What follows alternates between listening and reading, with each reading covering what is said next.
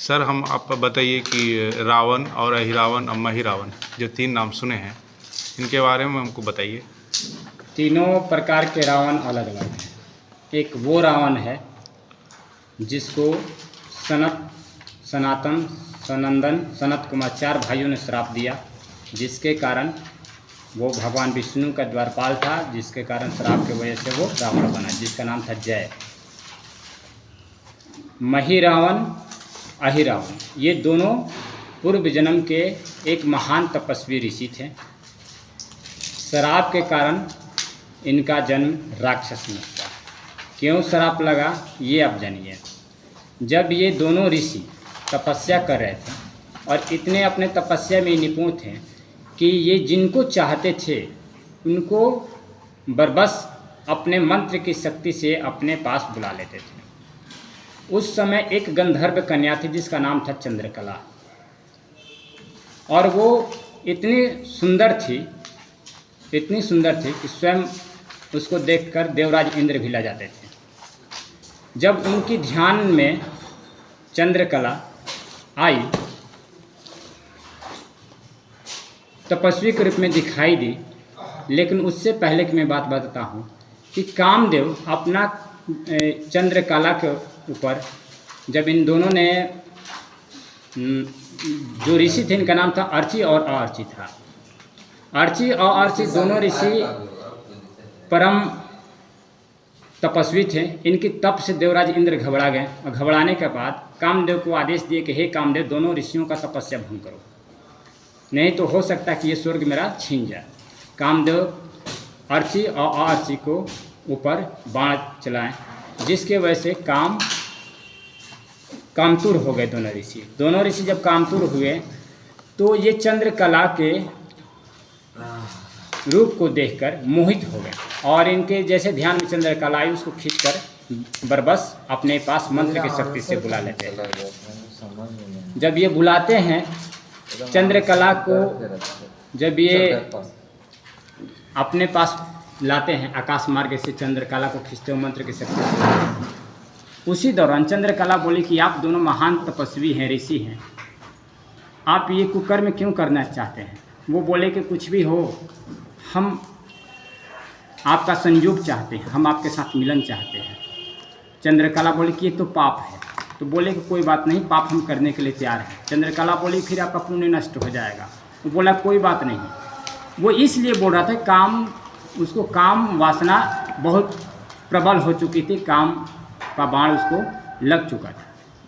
लेकिन उस चंद्रकला ने अपना शरीर को उसी का हवन कुंड में, अर्ची और अर्ची ऋषि का हवन कुंड में त्याग दिया, जल गए। लेकिन उन दोनों के हाथ नहीं आई। इस बात से दोनों लोग बहुत चिंतित हुए कि हम लोग ने क्या किया जिसकी वजह से ये चंद्रकला जो है भस्म हो गई हवन कुंड में। उसी दौरान उन दोनों ऋषियों ने आपस में मंथन किया कि ऐसा हम लोग हुए कैसे, क्योंकि वो तो दोनों तपस्वी थे महान। तब उन्होंने ध्यान लगाया तो ये पूरा काम जो कामदेव का था। तो कामदेव को बरबस अपने मंत्र की शक्ति से बांध कर लाएँ कि आज के बाद ये कामदेव ही नहीं रहे, इसको भस्म कर देते हैं।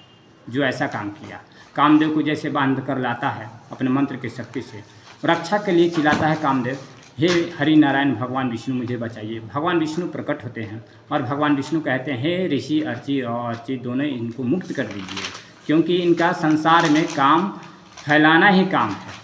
अगर ये काम नहीं रहेंगे तो माता पिता पुत्र भाई बहन पति पत्नी मित्र का स्नेह नहीं रह पाएगा। इसलिए इनकी इसमें कोई गलती नहीं, इनको मुक्त कीजिए। उनके वचन को सुनकर अर्ची और अर्ची दोनों ऋषि मुक्त कर देते हैं उनको। लेकिन दोनों ऋषि बोले कि भगवान, मरने से पहले चंद्रकला हमें श्राप देकर गई है कि हम दोनों अगले जन्म में राक्षस बन जाएंगे, तो हमारे श्राप का क्या। तो भगवान बोलते हैं कि जब ये चंद्रकला श्राप दे ही दी है तो तुम दोनों तो अगले जन्म में राक्षस बनोगे ही, लेकिन जिस जन्म में तुम राक्षस बनोगे दोनों को उद्धार के लिए मैं स्वयं जन्म लूँगा।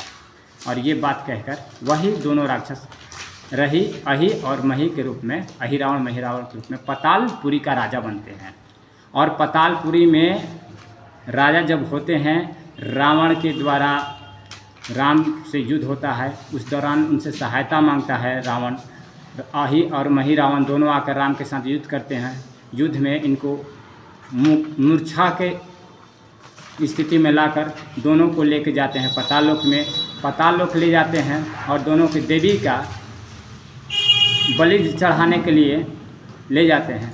जो अही मही के आह्वान पर देवी का एक मंदिर सामने आता था पाताल लोक में। उनको ढूंढते हुए हनुमान जी पाताल लोक जाते हैं। वहीं पर हनुमान जी के द्वारा मंदिर ऊपर किया जाता है। मंदिर में भगवान को हनुमान जी जीवित कर लेते हैं, मूर्छा से बाहर करते हैं। तब अही मही सोचने लगते हैं कि हमारे बिना आह्वान का मंदिर बाहर कैसे आया। और उसके बाद अही रावण मही रावण राम जी से युद्ध करते हैं। राम जी युद्ध करते करते दोनों को मारते हैं, लेकिन उसमें एक भौरा है जो अमृत लाकर इन दोनों के मुंह में डाल देता है और ये दोनों पुनः जीवित हो जाते हैं। ऐसे करते करते लगभग 100 बार ये काम होता है, लेकिन मरते नहीं। तब हनुमान जी कहते हैं कि इसकी मृत्यु को उपाय क्या है। तो जो उनकी महारानी वही चंद्रकला उस जन्म में महारानी बनी थी। महारानी के पास जाते हैं, बोले कि आप तो स्वयं तपस्विनी है, आप इनकी मृत्यु का कारण बताइए। तो बोली कि मैं मृत्यु का कारण तभी बताऊंगी जब ये मुझे वचन दो कि राम मुझे पत्नी के रूप में स्वीकार करेंगे। हनुमान जी सोचने पर विवश हो जाते हैं, मैं ये बात कैसे कह सकता हूँ, मैं वचन कैसे दे। लेकिन चूँकि मही रावण अहिरावण को मृत्यु के विमुख भी करना है, इसके वजह से बोलते हैं चलो मैं तुम्हें ये वचन देता हूँ कि मैं राम को तुम्हारे पास लाऊंगा। और जाते हैं, बोलते हैं कि ये भौरे जो हैं, वही बताती है चंद्रकला कि ये भौरा जो है, ये भौरा एक बार आग में जल रहा था और इन भौरों को आग से मुक्ति दिलाया अहिरावण मही रावण ने। और उसी का बदला ये लोग चुका रहे हैं, उसी एहसान का बदला चुका रहे हैं जो अहिरावण मही रावण को राम जी नहीं मार पा रहे हैं। अगर इनको किसी तरीके से रोक दिया गया भौरे को, तो अहि और मही की मृत्यु निश्चित है। हनुमान जी ऐसा ही करते हैं, जाते हैं, दोनों के बीच युद्ध होता है अहिरावण मही रावण के बीच में। राम जी से युद्ध में दोनों परास्त होते हैं। जैसे ही भौरा अमृत लेकर और अहिर मही के मुंह में डालने की कोशिश करते हैं, हनुमान जी रोकते हैं। हनुमान जी से भी वो लोग आग्रह करते हैं कि यह हमारी जान बचाए हैं, इसलिए हम भी जान बचा रहे हैं। हनुमान जी बोलते हैं कि ये दोनों महापापी है, अधर्मी है, जिनका तुम काम में बाधा डाल रहे हो भगवान है, और ये तुम पे एहसान किया तो तुमने तो बहुत बड़ा एहसान किया, इसलिए एहसान का बदला हो गया, अब तुम लोग रुक जाओ। तो बोला वो कि हमें रोकने से फ़ायदा क्या होगा, हमको क्या इसका परिणाम मिलेगा, हमें भी कुछ काम बताइए। तो बोले कि जाओ। जब चंद्रकला भगवान से मिलने जाएगी और उस दौरान जिस पलंग पे सैया पे भगवान को बैठाएगी, उस सैया को इस तरीके से चाट जाओ कि वो बैठते ही टूट जाए। और भौरे ऐसा ही करते हैं, वो दोनों युद्ध में मारे जाते हैं। मारे जाने के बाद राम जी कहते हैं कि हे हनुमान जी, आपने तो बहुत मदद किया हमारा, आपकी वजह से ही अहिरावण मही रावण मरे हैं। हनुमान जी कहते हैं कि नहीं प्रभु, इसमें एक भक्तिन है आपकी, चलिए उससे मिलवाते हैं। और भक्तिन के पास जाते हैं तो भक्तिन कहती है, हे राम जी, मैं आपको देखकर मोहित हो चुकी हूँ, मैं आपको पति रूप में प्राप्त करना चाहती हूँ। राम जी बोले कि ये तो असंभव है देवी, असंभव बात नहीं करो, आइए मेरे कक्ष की ओर। कक्ष की ओर बढ़ाती है, राम जी को पलंग पर बैठाती है। बैठते ही राम जी का पलंग बहुत टूट जाता है और राम जी नीचे की ओर गिर जाते हैं। और ये देखकर कहती है चंद्रकला की कौन सी पाप हो गया हमसे प्रभु, हे प्रभु ऐसा क्यों हुआ।